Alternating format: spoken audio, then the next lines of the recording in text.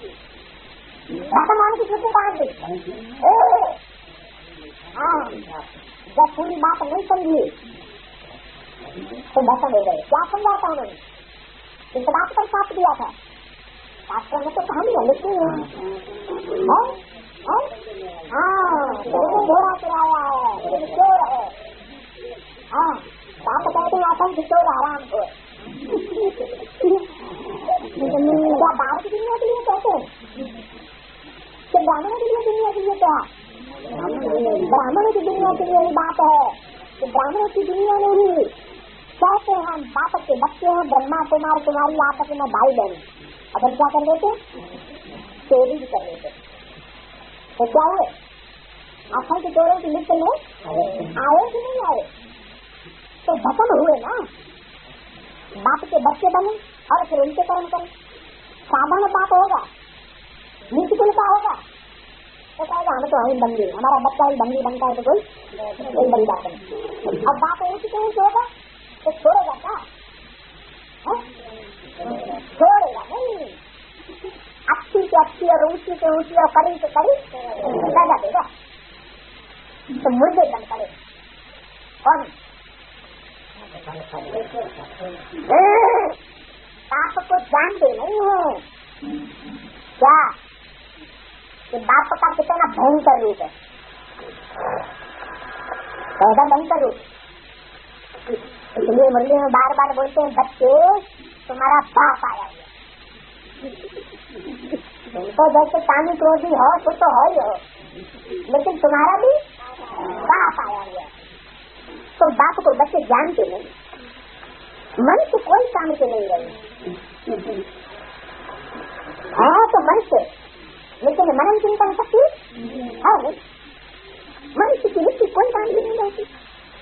और तो नहीं कि बड़े आदमी की मिट्टी कोई काम की है, चाहे बड़ा आदमी हो और चाहे छोटा आदमी हो। मिट्टी कोई किसी काम की नहीं होती। जानवरों की मिट्टी फिर भी काम में आती है, उनका देह अनुमान में फिर भी खाद बन जाती है, लेकिन मनुष्य की मिट्टी कोई काम की नहीं है। ठीक है, मिट्टी तो मिट्टी में मिल जाती। क्या था? अगर देह अनुमान की मिट्टी रह गई तो कायम में मिल जाएगी, मिट्टी मिट्टी में मिल जाएगी। फिर भाई कोई भी हो, चाहे कोई बड़ा हो चाहे कोई छोटा। कोई जलाते हैं मिट्टी में, क्या करते हैं?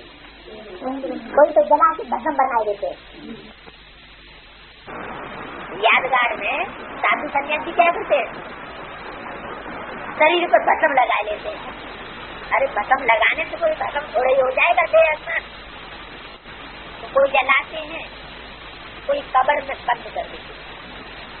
जलाते नहीं है तो नाम निशान खत्म हो जाए, क्या करते हैं? कब्र में बंद कर देते, देह अभिमानी की मिट्टी में गाड़ देते। पारसी लोग पूरी तरह भी देते हैं, दूसरों के काम आ जाए। कौन से लोग? पंछी मांस खा जाती, फिर हड्डियां जाकर के नीचे गिर जाती, वो फिर भी काम आती। तो अच्छे कौन हुए? पारसी अच्छे हुए या मुसलमान किसके अच्छे हुए गाड़ने वाले, या हिंदू अच्छे हुए जलाने वाले? पारसी अच्छे हुए। पारसनाथ के कुल के होंगे। दुनिया में तो ढेर मनुष्य मरते हैं, अभी तुमको तो आते ही नहीं। तुम यहाँ आए ही हो, कभी छोड़ करके वापस घर जाने का अच्छा मरने तुम खुशी से जाते हो। जब जीवन मुक्ति में जाएंगे तो खुशी किस लिए? तुम्हारी खुशी में क्या है कि हम जाएंगे जीवन मुक्ति और बाकी सब जाएंगे मुक्ति। हम ऐसा जन्म जरा मन के दुखों से छुटकारा पाएंगे कि हमारा शरीर भी रहेगा, जीवन भी रहेगा और दुखों से मुक्ति भी हो जाएगी। और जो दूसरे जो डायरेक्ट पाप के बच्चे नहीं करते, कोई न कोई दूसरे पापों में उलझ जाते, देहदारी दुनिया, वो इस जीवन में रहते रहते जीवन में दुखों से मुक्ति नहीं प्राप्त करेंगे। जो मुक्ति उनको तुम खुशी से जाएंगे और उनको इस बात का मलाल दुख रह जाता, इस बात का कि हमने जीते भी स्वर्ग नहीं देख पाया, मरने के बाद स्वर्ग मिला तो कोई वैल्यू नहीं। जिन्होंने जो पाठ बनाया है हमसे तो बोल बजाए उनको किया नहीं जा सकता। बाप को साथ कराते रहेंगे, साक्षी हो देखते रहेंगे, ये तो समझ की बात है क्या? इसमें डरने की कोई बात नहीं। हम स्वर्ग में जाने के लिए पूरी पुरुषार्थ कर शरीर छोड़ देते, बाप को याद करते रहना है तो अंतमति तो गति हो जाए। इसमें मेहनत है, हर एक पढ़ाई में मेहनत है क्या?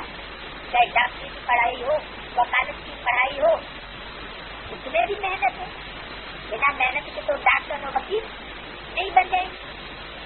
भगवान को आकर के पढ़ाना पड़ता है, जरूर पढ़ाई बड़ी होगी। डॉक्टर मास्टर की पढ़ाई तो 4-5 साल की होती है ज्यादा से ज्यादा, लेकिन ये पढ़ाई तो 50 साल कम से कम, इसमें दैवी गुण की जाएगी। वो लक्ष्मी नारायण बनना है ना, ये सतयुग में थे, अब फिर तुम सती की देवता बनने आएगी। माध्यम कितनी सहज त्रिमूर्ति में क्लियर है। ये ब्रह्मा विष्णु शंकर आदि के चित्र न हो तो हम समझाए कैसे सकते हैं? क्या समझाना है त्रिमूर्ति के चित्र में? है ब्रह्मा कौन है? पढ़ने वाला, पढ़ाने वाला? पढ़ने वाला। और पढ़ाने वाला त्रिमूर्ति में कौन है? पढ़ाने वाले की कोई मूर्ति है? इसे तो बिंदु है? हाँ मूर्ति है ना। कौन सी मूर्ति है त्रिमूर्ति में? शंकर की मूर्ति है जो निराकारी स्टेज में दिखाया जाता है, नंगा मना शरीर का भान। 23 नंबर के आंसर में 4-8-89 का प्रातः क्लास, 30 पेज का मध्याह्न। त्रिमूर्ति में एम आद्यत्य क्लियर। ये ब्रह्मा विष्णु शंकर ये चित्र न होते तो हम समझा नहीं सकते। इसमें एम आद्यत्य भी है, हमको क्या बनना है और बनाने वाला कौन है और पढ़ाई पढ़ने वाला कौन? तीनों मूर्तियां दी हुई है। डॉक्टर क्या बनाता है? पढ़ाई पढ़ा के डॉक्टर बनाते। वकील पढ़ाई पढ़ा के वकील बनाता है। हमको क्या बनना है? हमको बनना है मनुष्य से देवता। तो कौन बनाएगा? बिल्लू। जो स्वयं देवता की स्टेज पर बैठा हो वो देवता बना सकता है।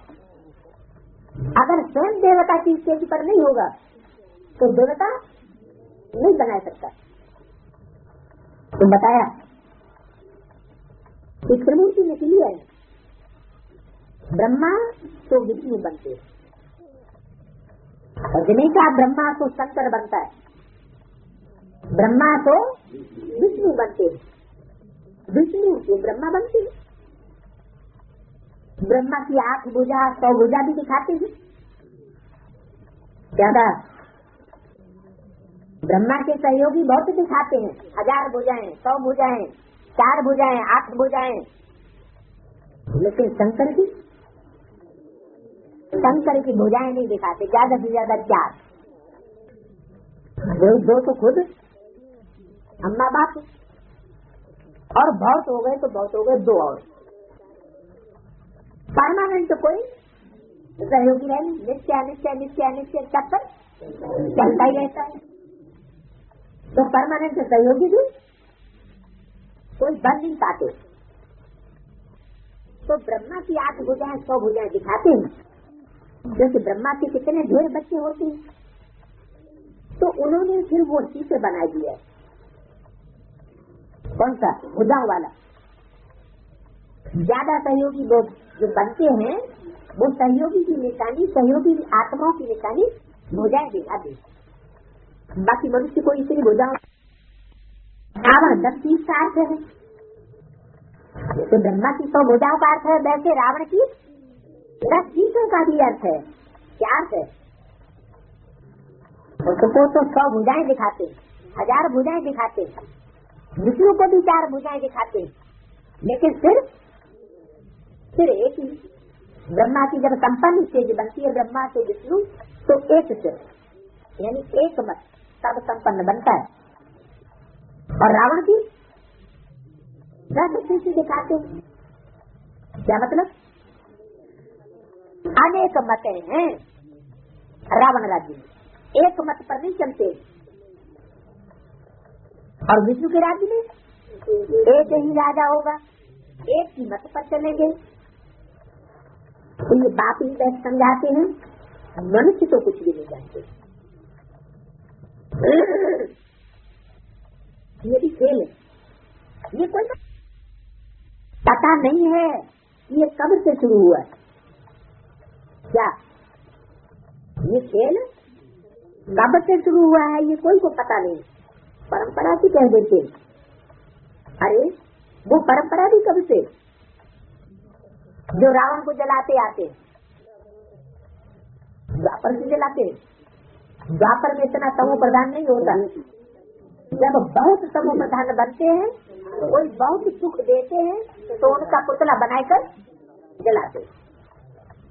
तो नीचे नीचे बच्चों को बाप पढ़ाते हैं, वो टीचर भी है। वो बाप ऐसे नहीं सिर्फ बाप है, सिर्फ वर्षा देने वाला है या जन्म देने वाला है, नहीं, वो टीचर भी है और गुरु भी है। तो बच्चों को कितनी खुशी होनी चाहिए कि वो ही स्वरूप से, वो ही एक ही स्वरूप है। ऐसे नहीं कि बाप का रूप अलग है, टीचर का रूप अलग है और गुरु का रूप अलग है, नहीं, एक ही रूप से वो बाप भी है, टीचर भी है और अंत में सतगुरु सत्पाठ भी। तो बच्चों को खुशी होनी चाहिए। लीजिए ना आगे किसके डायरेक्शन से खोलते, आगे में क्या क्या आ गया है? गीता पाठशाला, सेंटर्स, म्यूजियम, ये किसके डायरेक्ट? बच्चों को क्या खुशी होनी चाहिए कि हम उसके बच्चे बने हैं जो हमारा बाप भी है, टीचर भी है और गुरु भी है।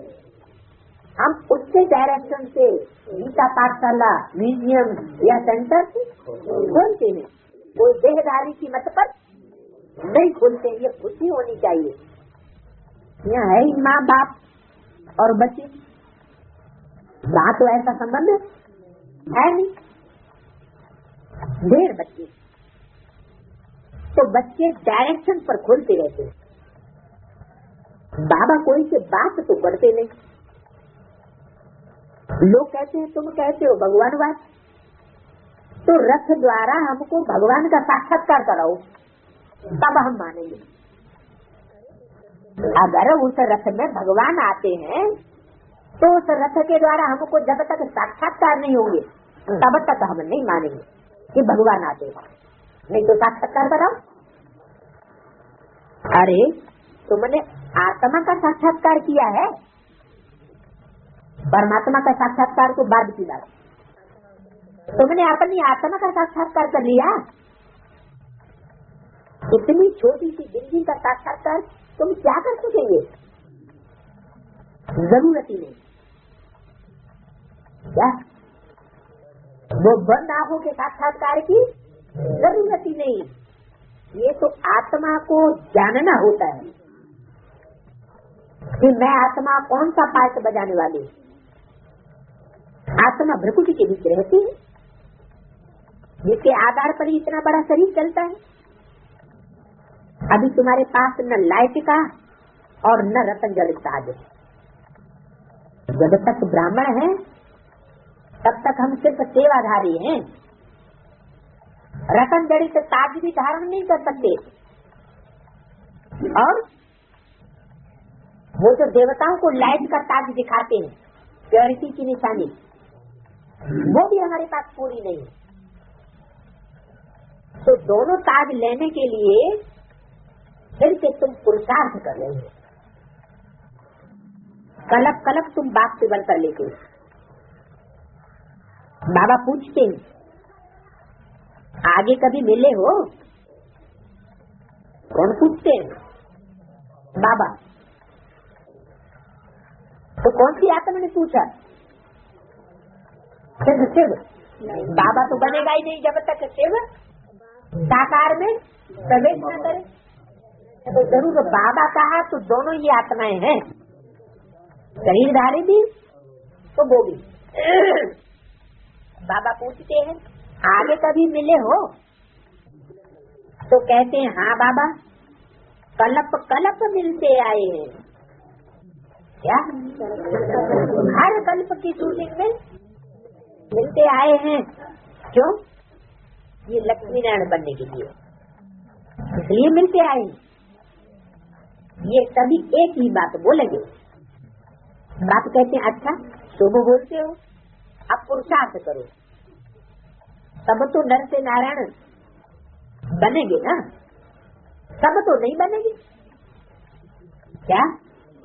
जो पुरुषार्थ करेंगे तो नर से नारायण बनेंगे, और पुरुषार्थ ही नहीं करेंगे शुभ बोलने का, शुभ सोचने का, तो नर से नारायण भी नहीं बनेंगे, सब नहीं बनेंगे। प्रजा भी तो चाहिए ना। प्रजा कहाँ से आएगी? जो राजा बनने का पुरुषार्थ करते करते फेल हो जाएंगे, राजा रानी नहीं बन सकेंगे, तो क्या बनेंगे फिर? प्रजा बनेगी। कथा भी होती है सत्यनारायण की। क्या? सत्यनारायण की कथा होती है, और सत्य है एक, और बाकी नारायण क्या हो गए? बाकी नारायण तो कम कलाओं वाले हैं ना, पूरी पढ़ाई नहीं पढ़ी तो फेल हो गए। तो सत्यनारायण की कथा होती है, बाकी जो 8 नारायण हैं सत्यों के, उनकी कथा नहीं होती है। वो लोग कथा सुनते हैं परंतु बुद्धि में उनके कुछ नहीं आता। कौन? वो लोग कथा सुनते हैं लेकिन उनकी बुद्धि में कुछ भी नहीं आता कि ये सीढ़ी के चित्र में कौन सी आत्मा है जिसकी कथा है। तुम बच्चे समझते हो, वो है शांति धाम, निराकारी दुनिया। सीढ़ी के चित्र में कहाँ पे दिखाई गई है? शांति धाम निराकारी दुनिया कहाँ दिखाई गई? सीढ़ी के चित्र में 2 जगह संगम युग दिखाया गया, एक ऊपर के कॉर्नर और एक नीचे के कॉर्नर। तो नीचे के कॉर्नर का जो संगम युग है वो है कलयुगी अंतिम हिस्सा, और ऊपर के कॉर्नर में चढ़ती कला का ऊपर का हिस्सा, तो वो है अमरलोक, निराकारी दुनिया। फिर वहां से जाएंगे सुखधाम। वहां से कहाँ जाएंगे? सुखधाम। सुखधाम में ले जाने वाला एक ही बाप है, 2 नहीं है। बेहद के बाप तो 2 हैं, लेकिन सुखधाम में ले जाने वाला उनमें से एक ही बाप है जो सुखधाम में ले जाएगा। दोनों बाप सुखधाम में नहीं ले जाते।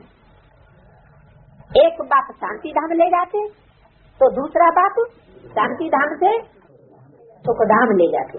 क्योंकि जो सुखधाम में जाएगा वो ही ले जाएगा, जो सुखधाम में खुद ही नहीं जाएगा तो ले कैसे जाएगा? बेहद के बाप तो 2 हैं, एक आत्माओं का बाप शिव और दूसरा मनुष्यों का बाप प्रजापिता। सन्यासी सिर्फ शांति धाम जाने की शिक्षा देते हैं। क्या? उनके फॉलोअर्स जो हैं वो शांति धाम जाएंगे, लेकिन जीवन में रहते मरते मुक्ति को नहीं पाएंगे, 84 जन्म लेने वाले नहीं बनेंगे। वो सिर्फ शांति धाम जाने की शिक्षा देते हैं, कहते शरीर छोड़ दो और शांति धाम चलो। सहज राजयोग का उन विचारों को मालूम ही नहीं, उनका योग लगाते हैं। जब सहज राजयोग को उनको पता ही नहीं तो कौन सा योग लगाते हैं? हठ योग, कट योग बेचारे हैं। उनके ऊपर रहम आना चाहिए कि नहीं है? रहम आना चाहिए ना। क्यों रहम आना चाहिए? चारा सही बात है, भोजन नहीं मिलता है। चारा माना आत्मा का भोजन, बाप का प्यार डायरेक्ट, उनको डायरेक्ट बाप का प्यार, चारा आत्मा का भोजन नहीं मिलता, इसलिए क्या है बेचारे। तुम कोई को समझाओ, बोलो अभी वापस घर जाएंगे। आत्मा को अपने घर तो अशरीरी बाप ही ले जाएंगे ना। आत्मा को घर कौन ले जाएगा? आत्मा तो अशरीरी और धाम भी निराकारी, तो निराकारी घर में कौन ले जाएगा? ये देहधारी धर्मगुरु ले जाएंगे क्या? ये देहधारी धर्मगुरु तो जब ऊपर से नीचे उतरते तो पहले पहले निराकारी होते, फिर देहधारी के संग में के रंग में आने से वो भी क्या बन जाते? देहधारी बन जाते। निराकारी स्टेज में नहीं रहते, दूसरे जन्म में फिर उनको गर्भ से जन्म लेना पड़ता है। और हम किस बाप के बच्चे हैं? जो निराकारी बाप है, जिसके ऊपर कोई संग का रंग नहीं लगता, तो वो अशरीरी बाप ही हमको घर ले जाएंगे। ये देहधारी धर्मगुरुओं को भी कौन ले जाएगा? वो भी इसी दुनिया में अभी तक मौजूद है। अभी बाप आए हैं, उनको जानते नहीं हैं। कौन? गुरु लोग, सन्यासी लोग, जो बाप आए हैं उनको जानते ही नहीं। बाप कहते हैं मैं जिस तन में आया हूँ, उनको भी नहीं जानते। मैं जिस तन में आया हूँ, मतलब पहले भी आया था, तो जिस तन में आया हूँ प्रैक्टिकल परमात्मा पाठ बजाने, उनको भी नहीं जानते। उनको दूर क्यों कर दिया? रस भी तो है ना, हर एक रस में आत्मा प्रवेश करती है। सबकी आत्मा भ्रकुटी के बीच रहती है। बाप भी आकर भ्रकुटी के बीच में बैठेगा? बैठेगा, बैठा हुआ नहीं है क्या है? जब ये वाणी चल रही थी तो रथ में नहीं बैठा हुआ था क्या है? बैठा तो हुआ था, लेकिन पाठ कौन सा बजा रहा था? माँ का पाठ बजा रहा था, बाप का पाठ नहीं बजा रहा था। जो मुक्ति और जीवन मुक्ति का यथा योग के पुरुषार्थ अनुसार वर्षा दे, इसलिए बोला बाप भी आकर के भ्रकुटी के बीच में बैठेगा। माना भविष्य की बात है। समझाते तो बहुत सहज है, फिर भी पतित पावक तो एक ही बाप है। क्या कहा? एक ही बाप, दो नहीं, दो चार बिंदियां नहीं है पतित पावन, एक ही बिंदी पतित पावन है। एक बिंदी को याद करना, दूसरे को याद नहीं करना है। दूसरी बाप की बिंदी याद कर ले। अरे बिंदी कैसे पता चलेगी कि कौन सी बाप की बिंदी है और कौन सी किसकी बिंदी है? बिंदी बिंदी तो सब एक जैसी, पता कैसे चलेगा? जब शरीर में प्रवेश करें, जब पाठ बजाएं, इंद्रियों से कर्म करके दिखाएं, बल साधारण कर्म में आते हैं, तो भी जो कर्म करेंगे वो साधारण कर्म तो करेंगे क्योंकि साधारण कर्म में आते हैं, लेकिन उस कर्मों का प्रभाव कैसा होगा? असाधारण प्रभाव होगा। मन बुद्धि के ऊपर छाप कैसी पड़ेगी? ऐसी छाप पड़ेगी जो और किसी मनुष्य मात्र की पढ़ नहीं सकती। तो बाप को सब बच्चे एक समान हैं, है तो एक ही बाप, पतितों को पावन बनाने वाला, और उस बाप के लिए सब बच्चे एक जैसे हैं। लेकिन सब एक जैसे पतित से पावन नहीं बनते। उनमें हर एक का अपना अपना पार्ट है, इसमें कोई इंटरफियर नहीं कर सकता। जब हमारा भी तो बाप है, हमको क्यों नहीं पतित से पावन बनाता? जितना जगदम्बा को बनाता उतना हमको भी बनाए, तो कोई इंटरफियर इसमें नहीं कर सकता। मीठे मीठे से बच्चों प्रति माता पिता बाप दादा का याद प्यार गुड मॉर्निंग। रूहानी बाप की रूहानी बच्चों को नमस्ते। 23 नंबर के रजिस्टर में 13 पेज पर 5-8-89 का पहला क्लास। ये तो बच्चे जानते हैं कि आत्मा अविनाशी है और बाप भी अविनाशी। प्यार किसको करना चाहिए? शरीर विनाशी है और आत्मा अविनाशी है। शरीर का बाप भी विनाशी है और आत्मा का बाप अविनाशी। इसे याद करना चाहिए। अविनाशी बाप को याद करना चाहिए, जिसको कहते हैं अकाल मूर्त। काल जिसे खा नहीं सकता, क्योंकि काल तो शरीर को खाता है। अविनाशी को ही प्यार करना है, विनाशी शरीर को थोड़े ही प्यार करना चाहिए। सारी दुनिया विनाशी है, हर एक चीज विनाशी है। ये शरीर विनाशी है, आत्मा अविनाशी। आत्मा का प्यार अविनाशी होता है। आत्मा कभी मरती नहीं है, उसको कहा जाता है राइटियस। जो मरती है, जो जन्म मरण के चक्र में है, तो हुई अनराइटियस। और जो जन्म मरण के चक्र से मुक्त है, वो ही राइटियस। वेद में भी ज्ञान में निश्चय बुद्धि है, बाप के बच्चे बने हुए हैं तो जीवित हैं। अनिश्चय बुद्धि है, बाप के ऊपर से निश्चय उठ गया तो जैसे मृत्यु हो गई। तो राइटियस कौन हुआ? निश्चय निश्चय के चक्र में आने वाला, यह निश्चय बुद्धि होकर रहने वाला, वही राइटियस हुआ ना। इसलिए शास्त्रों में दिखाया है संगम युग की यादगार कि शंकर भी जन्म मरण के चक्र से न्यारा है, और शिव को भी क्या दिखाते हैं? शिव भी जन्म मरण के चक्र से न्यारा है। इसलिए भक्ति मार्ग में दोनों को मिला के एक समझ लिया। तो अविनाशी बनना चाहिए या अविनाशी बनना चाहिए? अविनाशी। प्यार भी कैसा हो? अविनाशी प्यार हो। तो आत्मा का प्यार अविनाशी होता है, इसलिए उसको कहते हैं राइटियस।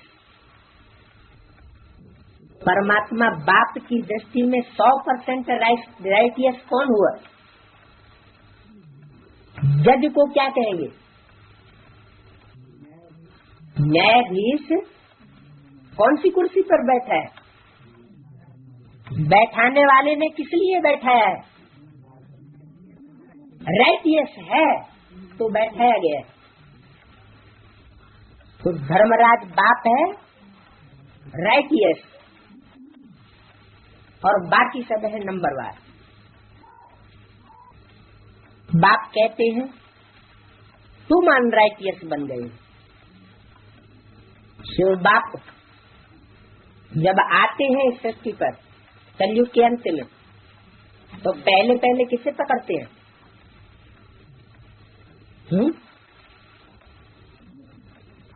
जरूर राइटियस बाप राइटियस का पहले आधार लेगा, क्योंकि राइटियस ही अविनाशी है, ऑलराउंड पार्टधारी।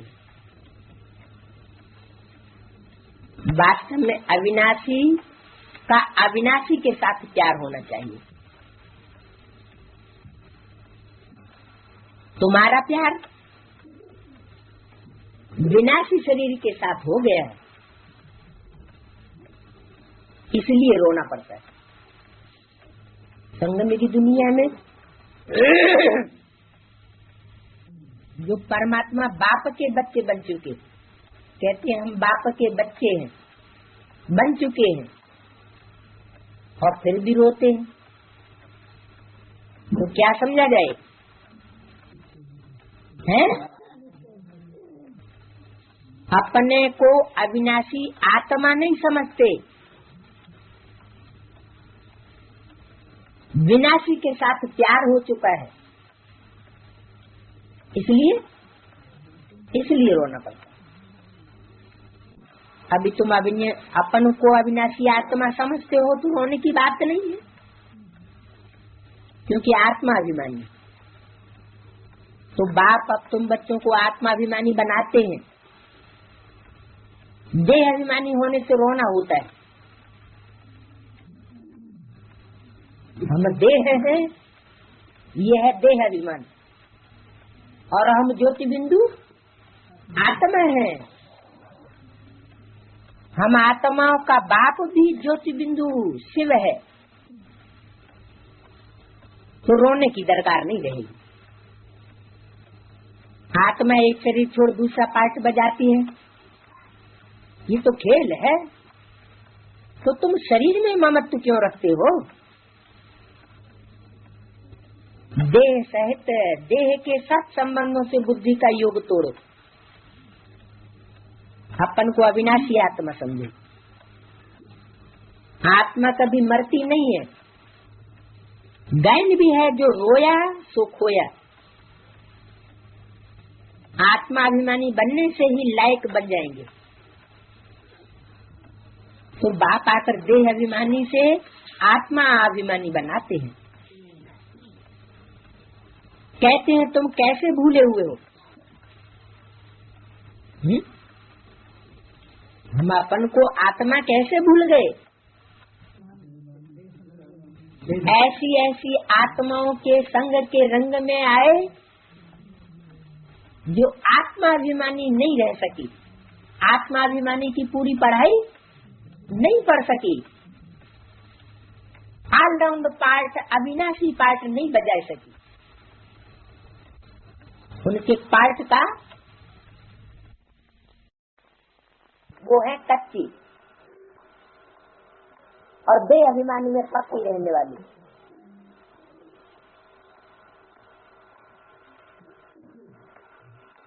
तो तुम कैसे भूले? किसने पूछा और किससे पूछा?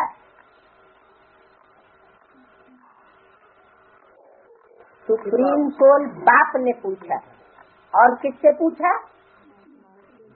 84 जन्म लेने वाले अविनाशी बच्चों से पूछा, जिनका पार्ट कभी चक्र में विनाश नहीं होता।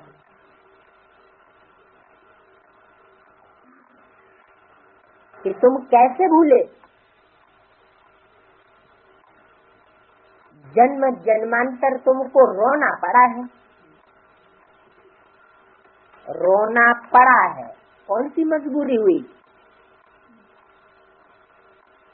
अब फिर से तुमको आत्माभिमानी बनने की शिक्षा मिलती है, फिर तुम कभी रोएंगे नहीं। ये है रोने वाली दुनिया। दुनिया कैसी है? रोने वाली। इसका सरपरस्त कौन है? रावण, रुलाने वाला। रावण का अर्थ ही है रुलाने वाला, और वो है हंसने की दुनिया। ये दुख की दुनिया और वो सुख की दुनिया। बाप बहुत अच्छी तरह से शिक्षा देते हैं। अविनाशी बाप के अविनाशी बच्चों को शिक्षा मिलती है। कि जो 4.5 लाख आत्माओं की अविनाशी दुनिया है, वो है हंसने की दुनिया, और बाकी कुछ न कुछ रोते जरूर।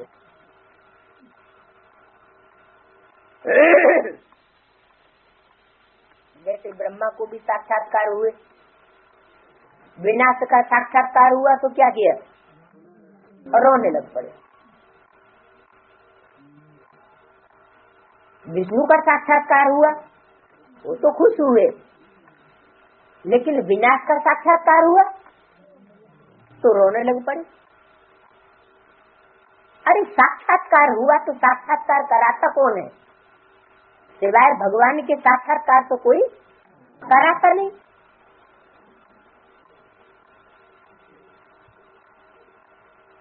तो बाप बहुत अच्छी तरह से बताते हैं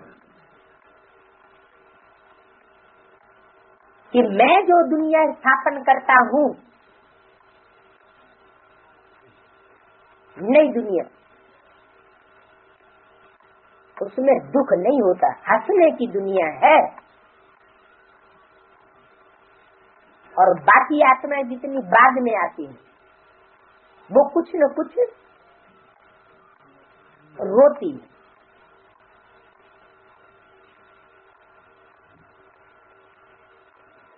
तो अविनाशी बच्चों को, जो बाप के अविनाशी बच्चे हैं, उनको ही शिक्षा मिलती है हंसने की दुनिया में जाने की। वो देह अभिमानी है तो देह को ही देख करके शिक्षा देते हैं। कौन? साधु सन्यासी।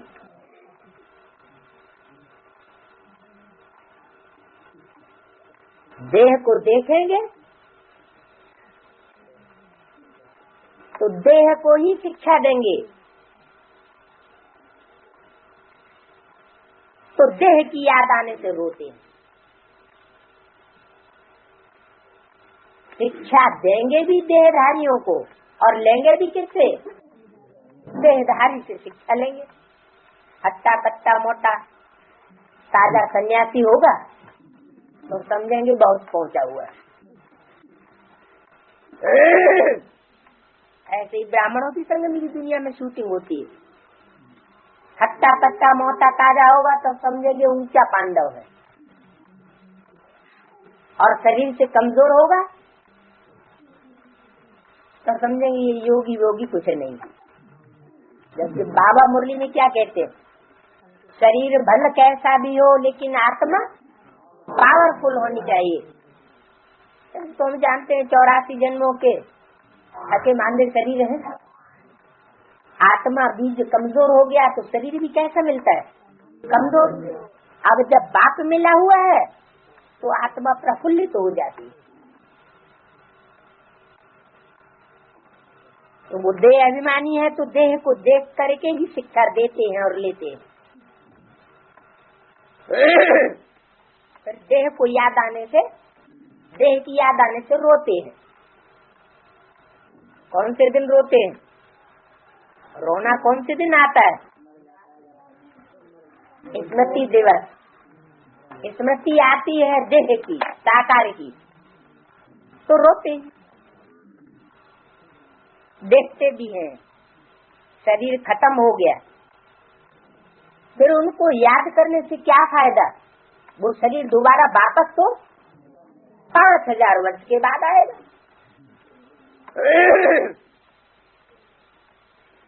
मिट्टी को याद किया जाता है क्या? जिसको याद करेंगे, चोरों को याद करेंगे तो क्या बनेंगे? चोर बनेंगे। बुद्धि में चोरी के संस्कार ही आएंगे। तो मिट्टी को याद करेंगे तो क्या होगा? मिट्टी ही आएगी, बुद्धि में मिट्टी भर जाएगी। मिट्टी माना देह अभिमान। तो ये फायदा होता है।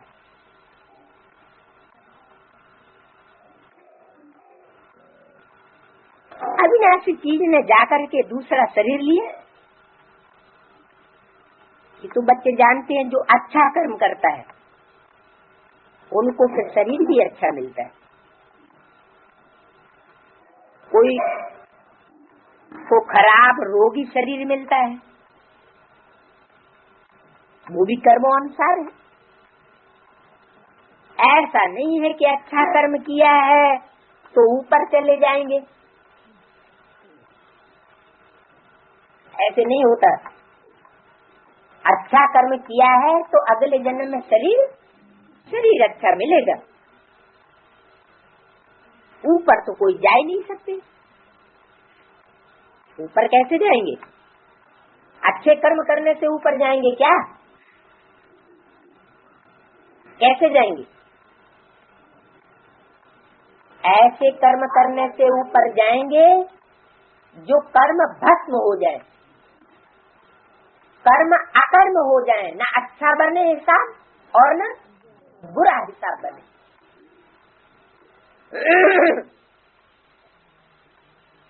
वो कब बनेगा?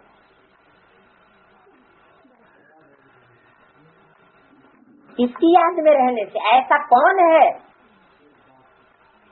जिसके कर्म अकर्म हो जाते हैं? देवात्माएं जितनी भी हैं सतयुग की, वो सब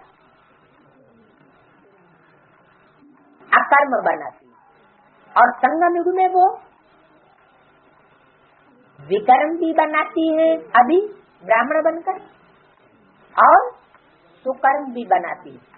लेकिन परमात्मा बाप की याद में रहने से, ऐसे बाप की याद में रहने से जिसके कर्मों का हिसाब किताब नहीं बनता, वो कर्म तो करता है, ऐसे नहीं कि वो कर्म नहीं करता है। क्योंकि कल परसों की वाणी में जो आया था कि बाप को पतित से पावन बनाने के लिए पूरा शरीर चाहिए, ऐसे नहीं सिर्फ मुख चाहिए, नहीं, पूरा शरीर चाहिए। तो पूरा शरीर किस लिए चाहिए? कोई काम होगा तभी तो चाहिए। तो कर्म तो करता है, अकर्ता क्यों कहा जाता?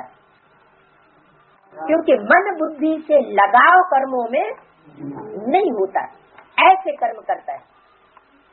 तो ऐसे का जो संग करेगा वो भी कैसा बनेगा? वैसा ही बनेगा। डॉक्टर से पढ़ाई पढ़ेगा तो डॉक्टर बनेगा, वकील से पढ़ाई पढ़ेगा तो वकील बनेगा। संग का रंग जरूर लगता है।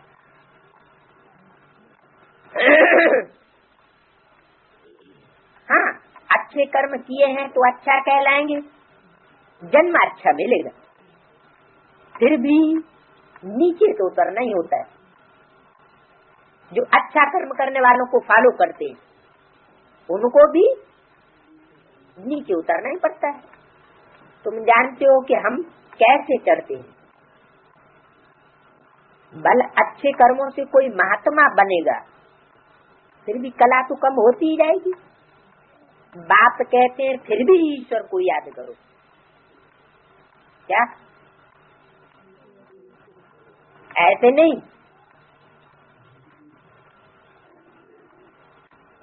कि कृष्ण महात्मा है, अच्छे कर्म करने वाला देवता है,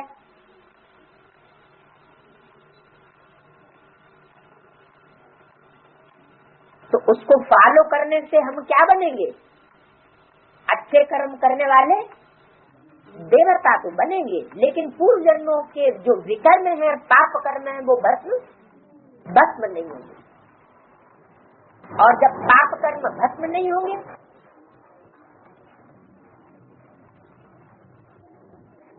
तो अंजाम क्या होगा?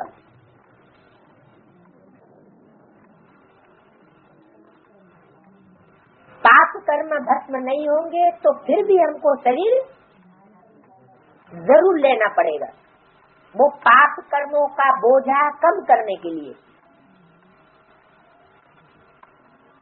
ऐसे नहीं ब्रह्मा की आत्मा ने शरीर छोड़ दिया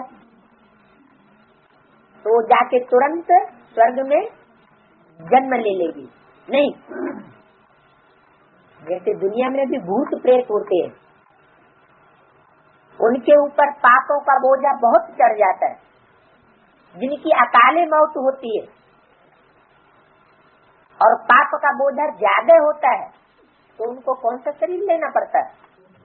सूक्ष्म शरीर लेना पड़ता है, ताकि वो बोझ हल्का हो जाए।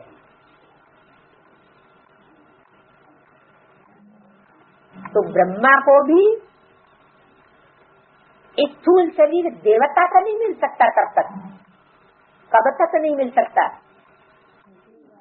जब तक अच्छे कर्म और जो पाप कर्म किए हैं उनका पलड़ा बराबर बराबर न हो जाए, शून्य में पहुंचे। तो बताया अच्छा कर्म करते हैं तो उनको अल्पकाल क्षण भंगुर सुख देता हूँ, फिर भी सीढ़ी तो नीचे उतरना ही होता है। नाम करके अच्छा हो जाएगा। यहाँ तो मनुष्य अच्छे बुरे काम को भी नहीं जानते हैं। रिद्धि सिद्धि वालों को कितना मान देते हैं।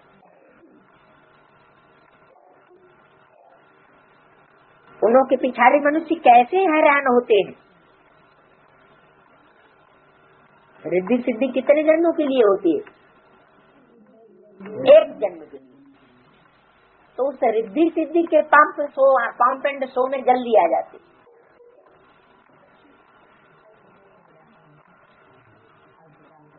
है तो सारी दुनिया में अज्ञान, ये भी अज्ञान है। समझो कोई इनडायरेक्ट दान पुण्य करते हैं,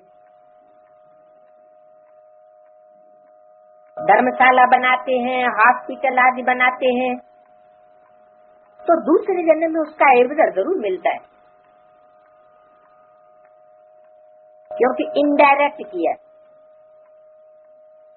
किसके लिए? धर्मशाला बनाई, हॉस्पिटल बनाया, धर्मार्थ किया ना। किसके अर्थ किया?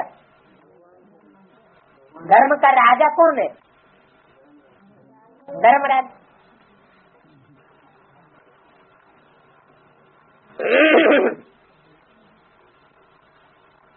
तो इनडायरेक्ट किया, कि डायरेक्ट धर्मराज के लिए किया, गुरुओं के थ्रू किया ना। तो इनडायरेक्ट करते हैं तो एक जन्म के लिए मिल जाता है। बाप को याद करते हैं, भला गालियां भी देते हैं, तो भी मुख से भगवान का नाम जरूर कहते हैं। बाकी अनजान होने के कारण जानते कुछ भी नहीं है कि हम किसको गालियां देते। गालियां भी देंगे लेकिन बिना बिगड़ जाने, दान भी करेंगे लेकिन बिगड़ जाने। भगवान को याद कर रुद्र पूजा करते हैं, और रुद्र को भगवान समझते हैं। उनके लिए कहते हैं आकर के यज्ञ रचते हैं। कौन? रुद्र। स्थापना के साथ साथ यज्ञ कुंड से विनाश ज्वाला निकली। तो स्थापना करने वाला कौन हुआ और विनाशकारी कौन हुआ? स्थापना करने वाला है शिव, कराता है ब्रह्मा के द्वारा,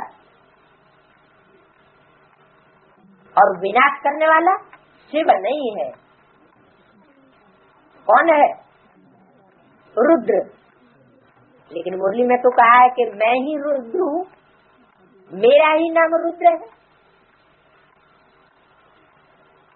जब शरीर धारण करता हूँ तब रुद्र रूप धारण करता हूँ, क्योंकि मुझ बिंदी का नाम सिर्फ शिव है, वो कभी नहीं बदलता।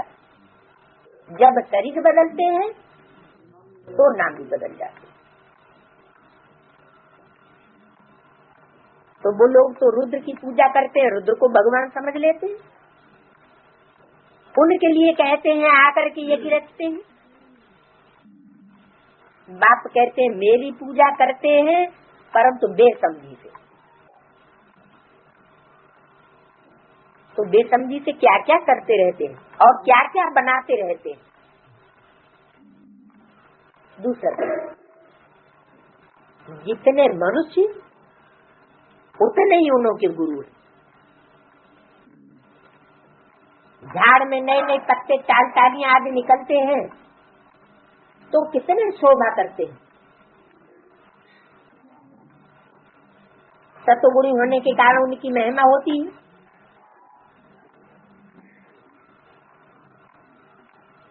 क्या मतलब हुआ? ब्राह्मणों की संगम की दुनिया में भी ऐसे ही होता है। जो पुराने पुराने पत्ते हैं उनकी शोभा कम हो जाती है और जो नए नए पत्ते निकलते हैं वो बड़े शोभनीक देखने में लगते हैं। तो मान सम्मान किसका करते हैं? नए नए शोभनीक पत्तों का बहुत मान होता है। और पुराने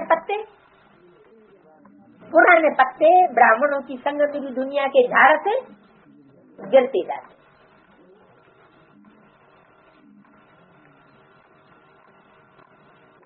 जानते नहीं है कि सतोगुणी होने के कारण महिमा होती है। बाप कहते हैं कि ये दुनिया है ही विनाशी चीजों को प्यार करने वाली। बाप ने तो बता दिया ओल्ड इज गोल्ड। बाप जब परम धाम से आता है तो कौन सी आत्माओं का आधार लेता है? जो नई नई उतरी है उनका आधार लेता है कि जो पुरानी सी पुरानी है, खुर्राट एकदम तमो प्रधान बनने वाली, उनका आधार ले लेता।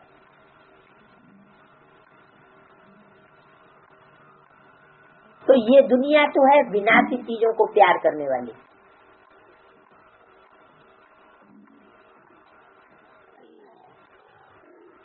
कोई कोई का प्यार होता है तो मोह में जैसे पागल बन जाते। किससे प्यार होता है?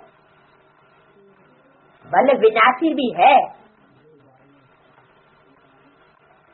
लेकिन मोह इतना लग जाता है कि जैसे पागलपन सवार हो गए।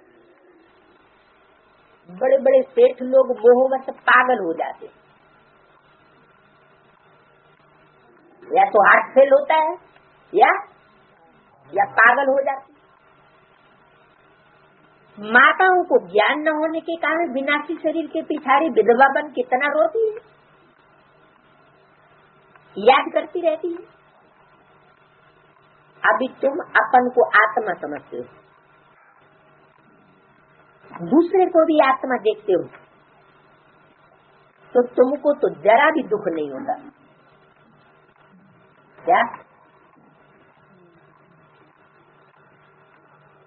मान लो ब्रह्मा को ही तुमने आत्मा के रूप में देखा तो तुमको दुख नहीं होगा, और जिन्होंने शरीर के रूप में देखा उनको फिर दुख होता है कि चले गए। तो कंसंट्रेशन किसके ऊपर हुआ? शरीर के ऊपर या आत्मा के ऊपर? तो शरीर के ऊपर कंसंट्रेशन होने से फिर दुखी होते हैं। पढ़ाई को सोर्स ऑफ इनकम कहा जाता है। पढ़ाई में एम ऑब्जेक्ट भी होती है परंतु वो है एक जन्म के लिए और ये है 21 जन्मों के लिए, और 21 जन्म के आधार पर 63 जन्मों का भी हिसाब किताब बनता है।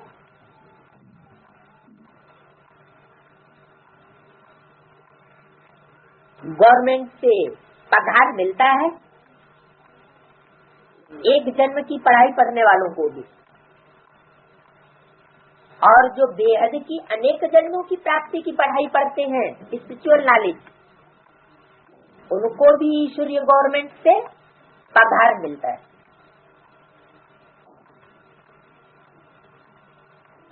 बहुत पढ़े हुए फिर धंधा दौरी भी करते हैं ऊंची से ऊंची, तब उनको पैसे आदि मिलते हैं। यहाँ तो फिर ये बात ही नहीं है। क्या नहीं बात है? वहाँ है स्थूल धन और यहाँ है ज्ञान धन। तुम अविनाशी ज्ञान रत्नों से झोली भरते हो।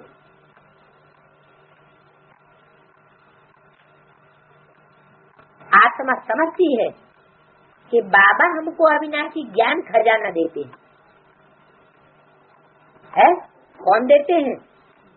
बाबा। और देहधारी धर्मगुरु हमको क्या देते हैं? विनाशी खजाना। विनाशी खजाना मन क्या धर्मगुरु हमको धन संपत्ति दे देते हैं? देते हैं कि लेते हैं?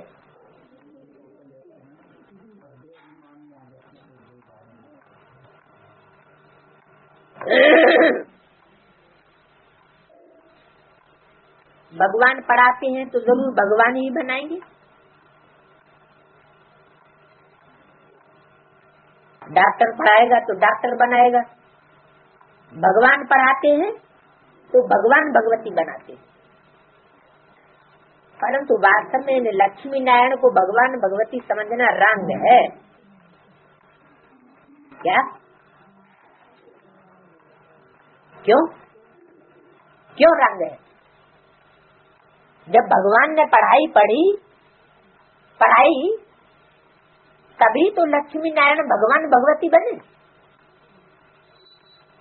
लेकिन लक्ष्मी नारायण कहाँ के हैं? सतयुग के हैं या संगम युग के हैं? लक्ष्मी नारायण तो सतयुग के हैं। सतयुग के हैं तो देवी देवता हो गए। देवी देवता है तो भगवान भगवती थोड़े हुए।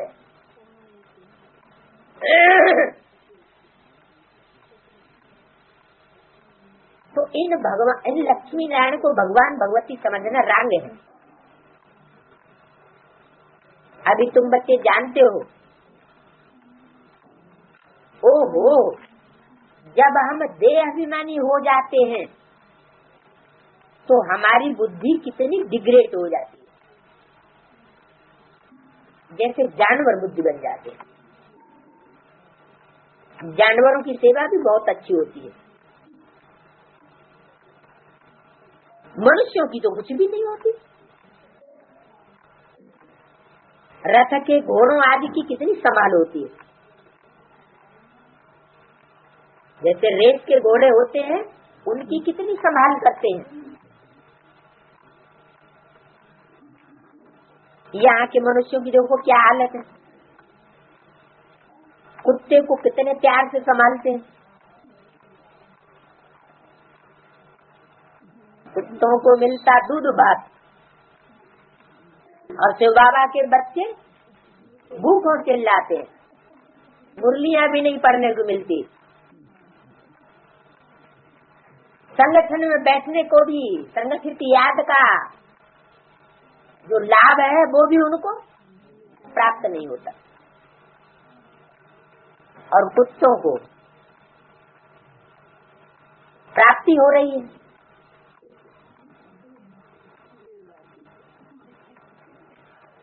तो इस दुनिया में देखो जानवरों की सेवा बहुत अच्छी होती है और मनुष्यों की तो कुछ भी नहीं। मनु की औलाद मनुष्य, कहाँ की बात। वास्तव में मनुष्य जन्म दुर्लभ क्यों कहा गया? क्योंकि मनन चिंतन मंथन वास्तव में एक ही जन्म में होता है। सच्चा आत्मा का मनन चिंतन मंथन स्वचिंतन। तो जो सच्चा मनन चिंतन करने वाले हैं वही मनुष्य है। मनु की औलाद, मनु मन ब्रह्म। तो जरूर संगम युग की बात है। तो जो मनन चिंतन मंथन करने वाले मनुष्य हैं, सच्चे मनु की औलाद, ब्रह्मा कुमार कुमारी मुखवंशावली, ज्ञान का मनन चिंतन मंथन करने वाले, उनका ये धंधा है, उनकी कोई वैल्यू नहीं, उनकी सेवा अच्छी नहीं होती। और जो कुखवंशावली है, कुख माना गोद, गोद को महत्व देने वाले, जिसकी गोद ली है उस गोद को महत्व देने वाले, उस शरीर को महत्व देने वाले, विनाशी शरीर को, उनकी बहुत सेवा होती है। माना कुखवंशावलियों की बहुत सेवा होती है, और मुखवंशावली जो सच्चे मनुष्य हैं उनकी सेवा नहीं, उनको लत संग, लात मारो, निकालो बाहर।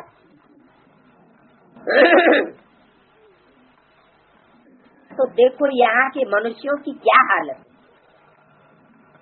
कुत्तों को प्यार करते हैं, कुत्तों को चाटते हैं और साथ में सुलाते भी हैं। क्या शिव बाबा जानवर कुत्तों की बात करते हैं क्या है?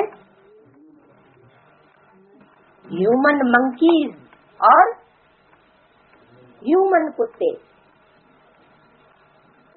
बाबा ने तो पहले ही कह दिया 84 लाख जन्मों में मनुष्य आत्मा नहीं जाती।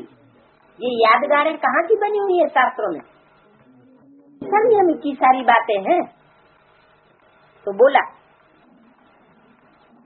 कि कुत्तों को कितने प्यार से संभालते, चाटते रहते हैं और साथ में सुलाते भी। देखो दुनिया का क्या हाल हो गया है। वहाँ सतयुग में ये धंधा नहीं होता है। कौन से सतयुग में? तो बाप कहते हैं बच्चे तुमको माया रावण ने अनराइट तो बना दिया है। अगर तुम भी यही धंधा करते हो तो तुमको ऐसा किसने बनाया? माया रावण ने ऐसा अनराइटियस बनाई दिया है। प्यार किसको करना चाहिए? राइटियस को प्यार करना चाहिए और अनराइटियस को प्यार नहीं करना चाहिए। ये अनराइटियस राज्य है ना। मनुष्य अनराइटियस तो सारी दुनिया भी अनराइटियस हो जाती है। राइटियस और अनराइटियस दोनों दुनिया में देखो फर्क कितना है। कलयुग की हालत देखो कैसी है, क्या है। मैं स्वर्ग स्थापन कर रहा हूँ तो माया भी अपना स्वर्ग दिखाती है। क्या कहा? ये दोनों बातें एक ही साथ चलती हैं। मैं स्वर्ग स्थापन करता हूँ, माना स्वर्गीय ऐसा संगठन बनाता हूँ जो आत्माएं आत्मिक स्टेज में स्थिर होकर के किसी प्रकार का दुख न भोगे, ऐसे अपने वाइब्रेशन की ताकत से ऐसा संगठन तैयार कर लें, संगठित वायुमंडल बना लें जिसमें दुख न भागे। मैं तो ऐसा संगठन तैयार करता हूँ और माया क्या करती है? माया से अपना स्वर्ग दिखाती है। चलो ईंटों के सुखधाम देखने के लिए,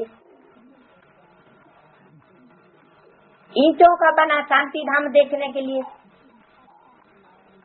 तो माया अपना स्वर्ग दिखाती है, टेम्पटेशन देते हैं। आर्टिफिशियल धन देखो कितना है उनके पास। इनके पास माया रावण के पास आर्टिफिशियल धन कैसा? आज है और कल नहीं रहेगा। वास्तविक धन कौन सा है? और आर्टिफिशियल धन जो आज की दुनिया में देखने में आता है, समझते हैं कि यही धन है। वो समझते हैं कि हम यहाँ ही स्वर्ग में बैठे हैं। क्या हमको बाबा स्वर्ग दे गए? तो वास्तव में ये कोई 21वां जन्म नहीं है। 21 जन्मों में से पहला जन्म ये प्रारब्ध का नहीं है जिसमें कोई ये समझ के बैठे कि हमको स्वर्ग मिल गया। स्वर्ग में थोड़े इतने 100 मंजिले मकान होते हैं, वहाँ मकान महल और किले कैसे होंगे? अनेक मंजिल वाले नहीं होंगे। किला माना संगठन, ईंटों को जोड़ जोड़ करके मकान बनता है ना, किला। तो ये है चैतन्य ईंटें, आत्मा, और इनको इसलिए एक गारे से जोड़ा जाता है, परमात्मा ही आकर के जोड़ता है। तो जो माया के बनाए हुए संगठन है वो बहुत मंजिलों वाले, और बाप का जो बनाया हुआ संगठन है उसमें बहुत मंजिलें नहीं है। ऐसे नहीं कि एक संगठन के ऊपर दूसरा संगठन, दूसरे संगठन के ऊपर तीसरा संगठन। गीता पाठशालाओं का हेड, फिर उसको किसके कंट्रोल में चलना पड़ता है? जो भी पास में छोटा मोटा सेंटर है उसके कंट्रोल में चलना पड़ता है, उसका भी है जोनल इंचार्ज। तो जोनल इंचार्ज का जो हेड ऑफिस है, हेड है, उसको भी किसी के कंट्रोल में चलना पड़ता है।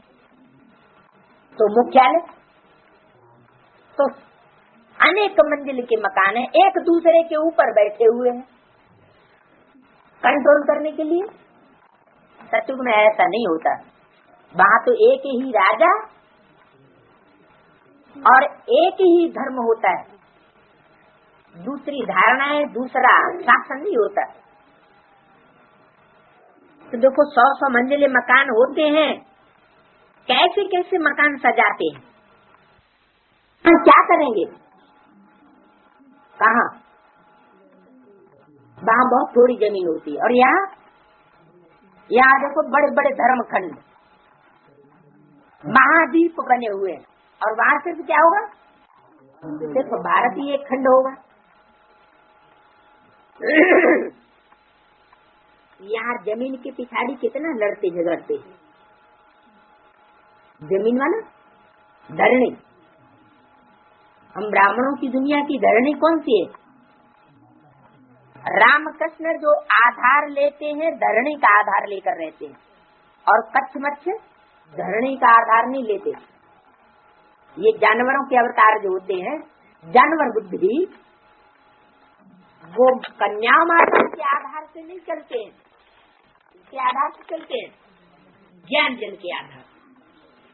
ज्ञान जल जब तक उनको मिलेगा तब तक जीवित रहेंगे, और ज्ञान जल उनको मिलना बंद हुआ तो मछली और कछुआ की जान निकल जाएगी। तो ये अंतर है कि जो मनुष्य अवतार हैं वो धरणी पर दिखाए गए बातें हैं कि रामकृष्ण वाली आत्माएं तो कन्याओं माताओं का आधार लेती हैं अपना कार्य संपन्न करने के लिए, लेकिन रावण मंदोदरी का आधार नहीं लेता है। बहुत ज्ञानी, वेद शास्त्र उसके हाथ में दिखाए जाते हैं, माना उन